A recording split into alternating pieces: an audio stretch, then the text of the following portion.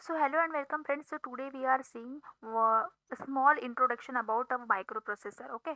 So microprocessor basically होता क्या है, एक इंटीग्रेटेड स्मॉल चिप है जो कि आपका मतलब कंप्यूटर सिस्टम जो होता है उसका ब्रेन उसको समझ सकते हो आप, जो कि आपके बहुत सारे वर्क शो करेगी, जैसे कि अरिथमेटिकल लॉजिकल यूनिट होता है माइक्रोप्रोसेसर के अंदर।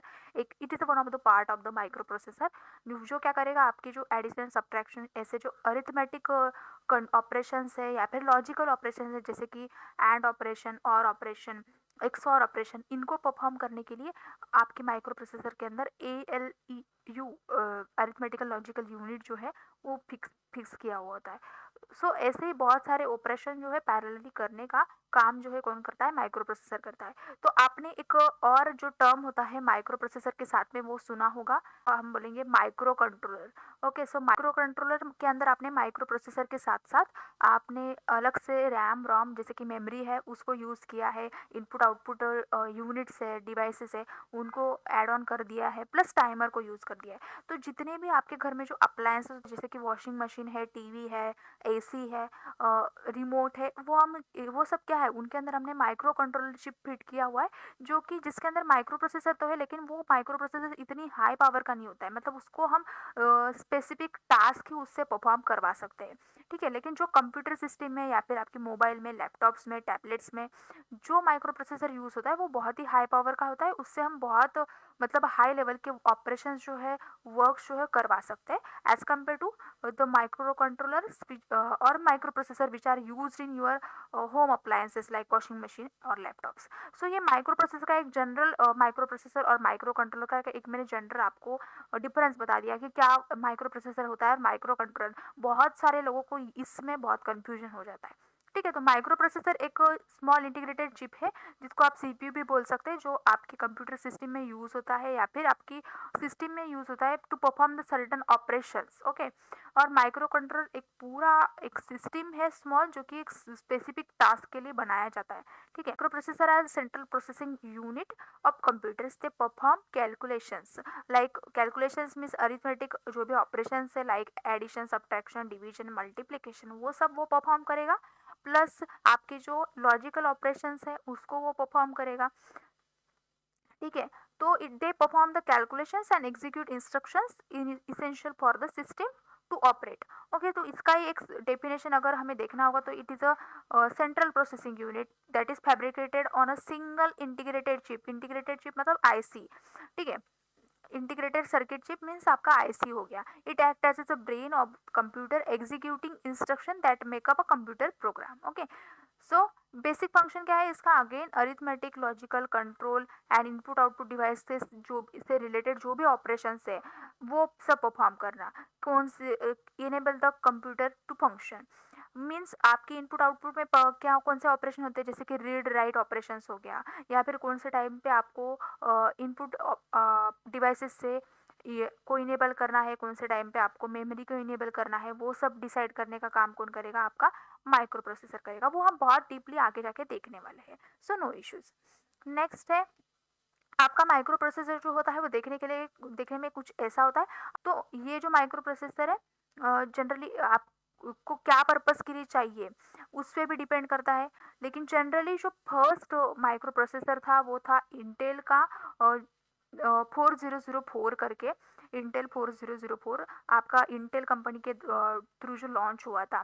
ठीक है, फिर नेक्स्ट पॉपुलर जो बोल सकते हैं हम वो था 8080, जो 1974 में आपका आ गया था। फिर नेक्स्ट जो पॉपुलर हुआ इसका ही अपग्रेडेड वर्जन वो था 8085। It is a 8 bit microprocessor that is also produce by the Intel.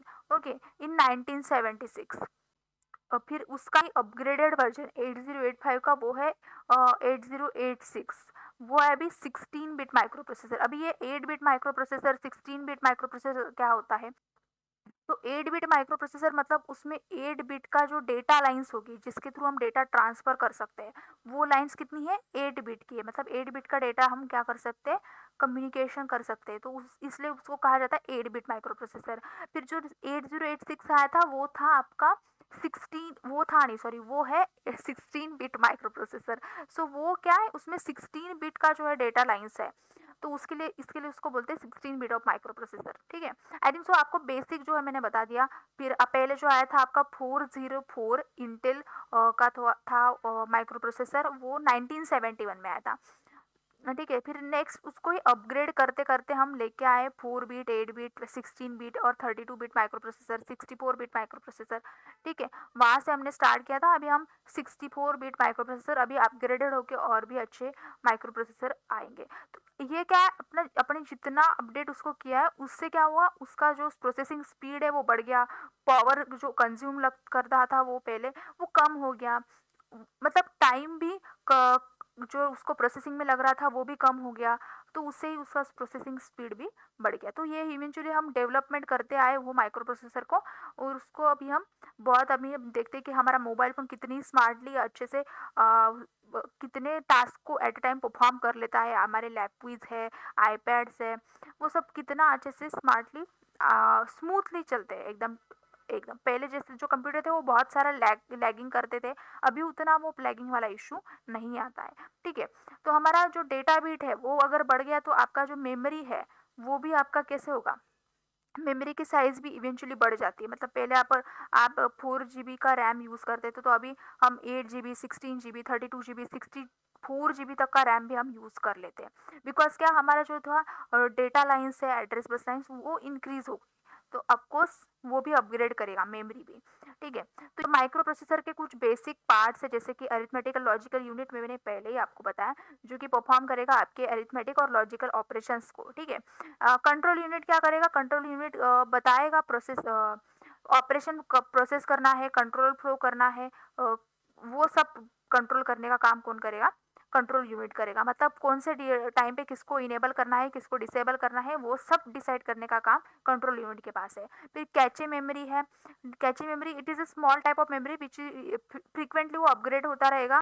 फिर नेक्स्ट रजिस्टर्स आपके यूज होंगे इसमें, short storage locations that use temporarily for to holding data for some time to perform that instruction और to locate the address location, वो time के लिए आपका जो है रजिस्टर यूज होगा। रजिस्टर क्या होता है, basically a flip flops which carries the 1 bit of data, उसको ही पैरेलली अगर हम मल्टीपल फ्लिप फ्लॉप्स यूज करेंगे तो आपका बन जाता है रजिस्टर। तो आपके डिपेंड करता है कि आपको कितना बिट ऑफ डेटा कैरी करना है, उतने फ्लिप फ्लॉप आपको लगेंगे। फॉर एग्जाम्पल अगर आपको 8 बिट ऑफ डेटा कैरी करना है इन रजिस्टर, सो आपको 8 फ्लिप फ्लॉप्स पैरेलली लगेंगे, ठीक है। उसमें भी बहुत सारे टाइप्स है, serial in serial out register, serial in parallel out register, parallel in parallel out, parallel in serial out register, so वो सब भी है। लेकिन आपको पहले यहाँ पे सिर्फ माइक्रो प्रोसेसर वाले टॉपिक पे इतना आप याद रखना है कि रजिस्टर क्या है, आपका डेटा कैरी करने के लिए एक टेम्पररी मेमोरी लोकेशन है, ठीक है। फिर क्लॉक है, क्लॉक पल्स क्या करेगा, क्लॉक पल्स जनरेट करेगा जिसके अकॉर्डिंग आपके जो है ऑपरेशन है वो परफॉर्म होंगे, कंट्रोल होंगे सिक्वेंशियली, आपके जो ऑपरेशन है परफॉर्म होंगे।